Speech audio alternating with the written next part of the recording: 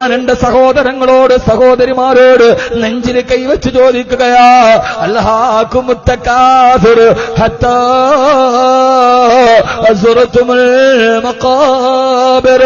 മഖബറയിലേക്ക് ഒരു ദിവസവും നമ്മളെയും കൊണ്ടുപോവുകയില്ലേ? അന്നത്തെ ദിവസം വിട പറയുമ്പോ കഞ്ചാവിന്റെ ലഹരിയിലല്ല, മദ്യത്തിന്റെ സുഖത്തിലല്ല, കാമുകി പെണ്ണിന്റെ മടിത്തട്ടിലല്ല, സുന്നത്ത് നോമ്പ് പിടിച്ച് അള്ളാഹുവിന്റെ സ്വർഗത്തെ കണ്ട് ഭാര്യ മക്കളോട് സലാം പറഞ്ഞ് വിട പറയാ.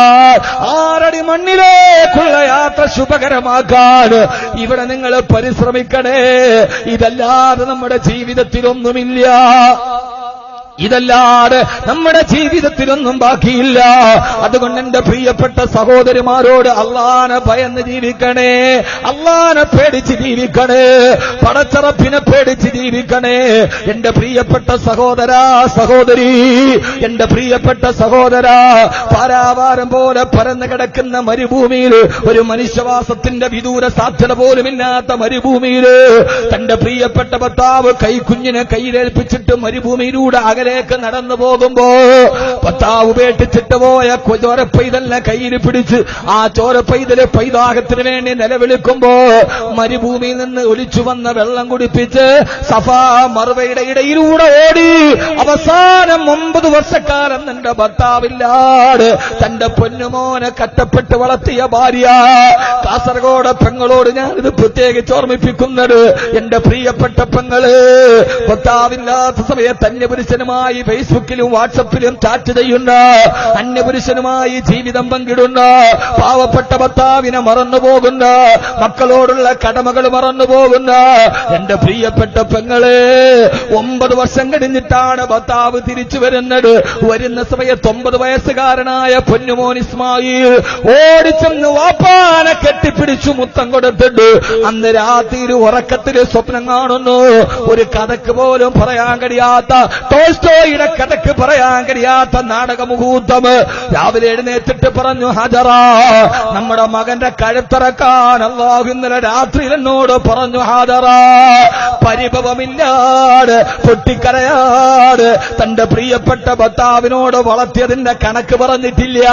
9 വർഷം നിങ്ങൾ ഇവിടെ ഇല്ലാതിരുന്നപ്പോ ഈ കുഞ്ഞിനെ ഞാനാണ് വളർത്തിയതെന്ന് കണക്ക് പറഞ്ഞില്ല. അള്ളാഹുവിന്റെ കൽപ്പന ഇതാണെങ്കിൽ പിടിച്ചോണ്ട് പറഞ്ഞ് 9 വർഷക്കാലം ഒരു മനുഷ്യന്റെ സഹായമില്ലാതെ മരുഭൂമിയിൽ ഒറ്റയ്ക്ക് വളർത്തിയ പൊന്നുമോനെ കൺമണിയെ ഭർത്താവിന്റെ കയ്യിലേക്ക് കൊടുത്തിട്ട് ഒരു കയ്യിൽ മൂർച്ചയുള്ള പിച്ചാത്തിയും മറുകയിൽ തന്റെ പൊന്നുമോനെ പിടിച്ചുകൊണ്ട് ഭർത്താവ് പാറക്കെട്ടിലേക്ക് പോകുമ്പോ വീടിന്റെ വരാന്തയിൽ ആ കാഴ്ച കണ്ടിട്ട് നിലവിളിച്ചിട്ടില്ല, പൊട്ടിക്കരഞ്ഞിട്ടില്ല. തന്റെ പ്രിയപ്പെട്ട ഭർത്താവ് ഒരു കയ്യിൽ മൂർച്ചയുള്ള പിച്ചാത്തിപ്പിടി, മറുകയിൽ കട്ടപ്പെട്ട് വളർത്തിയ പൊന്നുമോൾ കരുത്തിറക്കാൻ കൊണ്ടുപോകുമ്പോ പാറക്കെട്ടിൽ മലത്തിക്കടത്തിയിട്ട് മകന്റെ കഴുത്തിലേക്ക് കത്തിവെക്കുമ്പോ, ഉപ്പാ എന്നെ കമഴ്ത്തിക്കടത്തറുക്കുപ്പാ, എന്തേ മോനെ, എന്റെ മുഖത്ത് നോക്കിക്കൊണ്ട് കഴുത്തിൽ കത്തിയുടെ പിടിമുറുക്കാൻ എന്റെ ഉപ്പാക്ക് കഴിയില്ല ഉപ്പാ, ഉപ്പാ എന്റെ കൈയും കാലും കെട്ടിയിട്ട് ഇറക്കാവൂ, എന്തേ പൊന്നുമോനെ, എന്റെ കഴുത്തിലേക്ക് കത്തി വെച്ചിട്ട് കത്തി എന്നെ ഞരമ്പ് മുറിച്ചിട്ട് രക്തം വെളിയിലേക്ക് വന്നെന്റെ ഉപ്പാന്റെ പൊന്നുമോൻ കൈകാലിട്ട് ഇങ്ങനെ അടിക്കുമ്പോ പിന്നെ ഉപ്പാക്ക് ബാക്കി അറുക്കാൻ കഴിയില്ല ഉപ്പാ, പൂർത്തിയാക്കാൻ കഴിയാതെ വന്നാൽ ഞാനും ഉപ്പായും ഉമ്മായും അല്ലാഹുവിന്റെ സ്വർഗത്തിൽ പോകുമോ ഉപ്പാ? ഉപ്പെങ്ങാനും ഈ കാര്യത്തിൽ നിന്ന് തിരിഞ്ഞുപോയാൽ പിന്നെ നമുക്ക് സ്വർഗത്തിൽ പോകാൻ കഴിയില്ലല്ലോ ഉപ്പാ, എന്റെ കയ്യും കാലും കെട്ടിയിട്ടിട്ടറുക്കണം. 3ാമത് പറഞ്ഞു, എന്റെ രക്തം പുരണ്ട കുപ്പായം എന്റെ പൊന്നുമ്മാനെ ഒരിക്കലും കാണിക്കല്ല ഉപ്പാ, എന്റെ ഉമ്മാക്കത് സഹിക്കാൻ കഴിയില്ല. ഞാൻ ഈ കേട്ട് പടകിയ കഥ വീണ്ടും ആവർത്തിച്ചതെന്തെന്നറിയോ?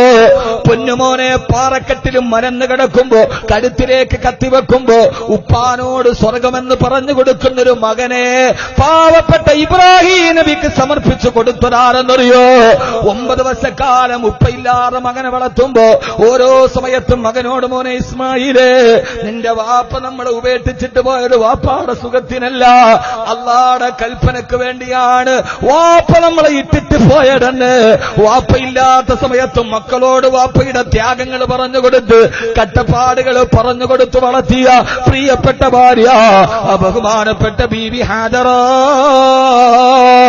റളിയല്ലാഹു തആല അൻഹാ.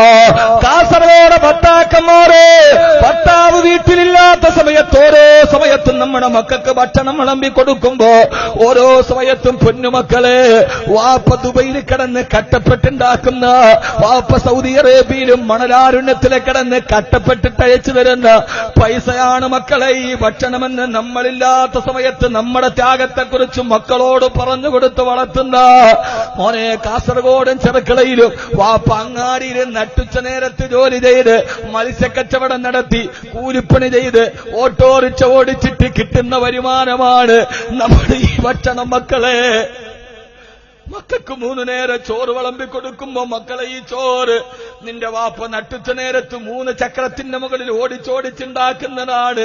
നിന്റെ വാപ്പ കഷ്ടപ്പെട്ടുണ്ടാക്കുന്ന മുതലാണ് നമ്മൾ ഈ കഴിക്കുന്ന ഭക്ഷണമെന്ന് ഭർത്താവില്ലാത്ത സമയത്ത് ഭർത്താവിന്റെ ത്യാഗത്തെക്കുറിച്ചും മക്കളോട് പറഞ്ഞു വളർത്തുന്നൊരു ഹാദറയെ നമുക്ക് കിട്ടിയില്ലെങ്കിൽ പൊന്നുമോളെ, ഇതാണൊരു പെണ്ണിന്റെ നിയോഗമെന്ന് മനസ്സിലാക്കാൻ. അല്ലാതെ പാവപ്പെട്ട ഭർത്താവ് ഗൾഫിൽ കിടന്ന് കഷ്ടപ്പെടുമ്പോ അവൻ ജീവിതത്തിന്റെ 2 അറ്റം തമ്മിൽ കൂട്ടിമുട്ടിക്കാൻ ഓട്ടോറിക്ഷ ഓടിച്ച് നടക്കുമ്പോ അവനെ കാലം തൊലിവെളുപ്പുള്ളവനെ കാണുമ്പോ അവന്റെ ശരീരത്തിന്റെ പുറകെ പോകുന്നവളെ, ലതറവുന്നൽ ജഹീം ലതറവുന്നൽ ജഹീം, നീ ജഹീമെന്ന കത്തിക്കാളുന്ന നരകത്തെ കാണുക തന്നെ ചെയ്യുമെന്ന് സൂറത്ത് തക്കാസുർ. അങ്ങനെ ഒരു ഭാര്യയെ നമുക്ക് കിട്ടണം. നമ്മളില്ലാത്ത സമയത്ത് നമ്മുടെ ത്യാഗത്തെക്കുറിച്ച് ഭാര്യയോട് മക്കളോട് പറഞ്ഞു കൊടുത്ത് വളർത്തുന്നൊരു ഭാര്യ.